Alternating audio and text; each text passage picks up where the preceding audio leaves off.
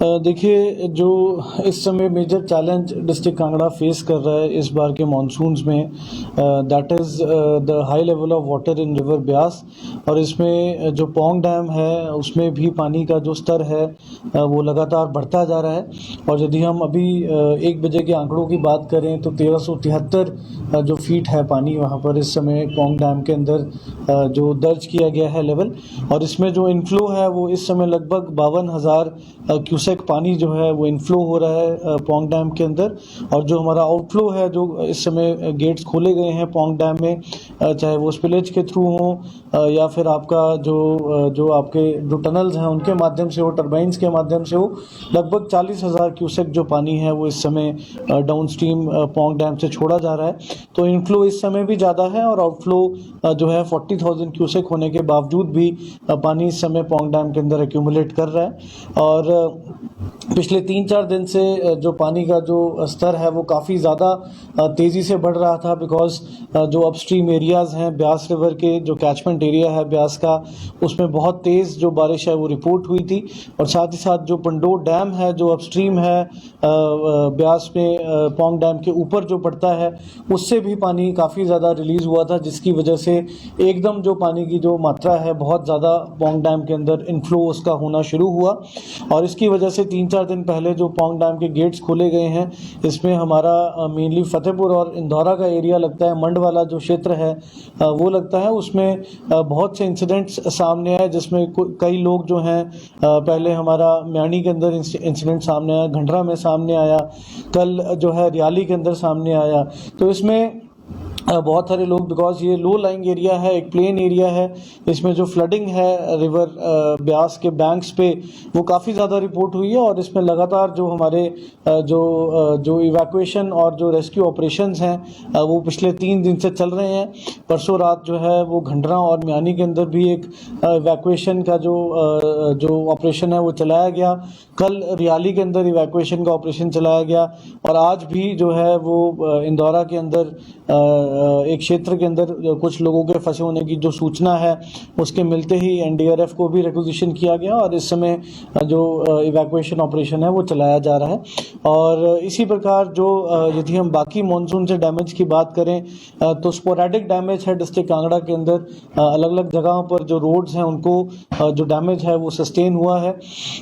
बड़ा बंगाल के जो रास्ते हैं, जो म्यूल पाथ्स हैं, उनको डैमेज सस्टेन हुआ था और उनकी रिकंस्ट्रक्शन का जो कार्य है वो शुरू कर लिया गया है। और इस प्रकार ज़िला में जहाँ जहाँ जो डैमेज रिपोर्ट हो रहा है वहाँ पर प्रशासन और सभी जो डिपार्टमेंट्स की टीम्स हैं वो अपना कार्य कर रहे हैं। और रिस्टोरेशन के लिए जो भी प्रक्रिया अपनाई जानी है उसको जो है अमल में लाई जा रही है, ताकि इमीडिएटली जो पब्लिक यूटिलिटीज़ हैं एट द अर्लीस्ट रिस्टोर हो पाएँ, जिन्होंने मानसून की वजह से डैमेज सस्टेन किया है।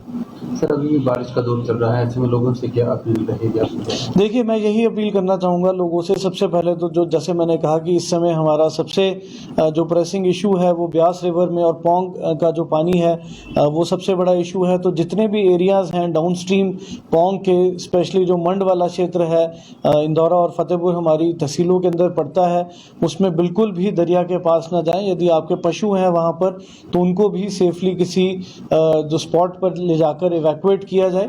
और सेकेंडली एक जनरल एडवाइजरी जो हम इशू कर रहे हैं, बार बार इशू कर रहे हैं, क्योंकि इस समय यदि हम मानसून की बात करें, आज 19 जुलाई है, तो लगभग 1 महीना भी नहीं हुआ मानसून को आए हुए, और अभी मानसून का जो दौर है लगभग 2 महीने और जो है चलने वाला है।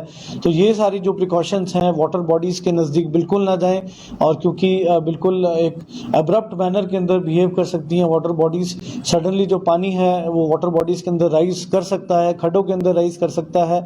तो इस चीज़ को ध्यान में रखते हुए अपनी जो सेफ्टी है आपके हाथ में ही है।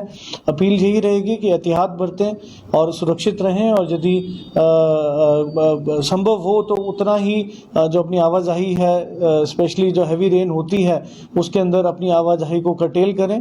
और जो नदियां, नाले हैं, दरिया हैं या कोई भी वाटर बॉडीज़ हैं उनके नज़दीक ना जाएं।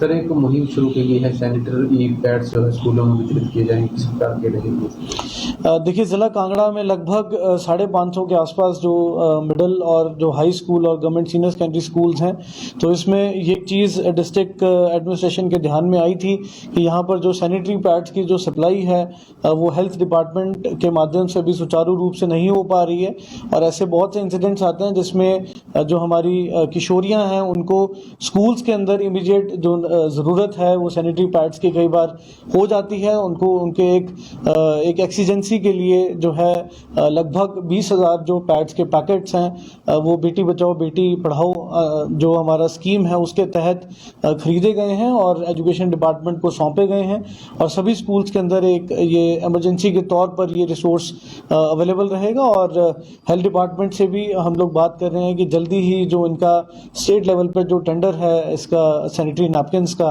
वो जल्दी ही फाइनलाइज हो, ताकि जो एक सुचारू सप्लाई है सैनिटरी नैपकिन्स की वो भी सुनिश्चित की जा सके जिला कांगड़ा के अंदर। हमसे जुड़े रहने के लिए हमारे YouTube चैनल को सब्सक्राइब करें और नई वीडियो की नोटिफिकेशन के लिए बेल आइकॉन को दबाएं। अगर आप ये वीडियो Facebook पर देख रहे हैं तो लाइक जरूर करें और ज्यादा से ज्यादा शेयर करें। इसी तरह के और भी अपडेट्स के लिए फॉलो करें हमारा Instagram पेज himachal.kesri।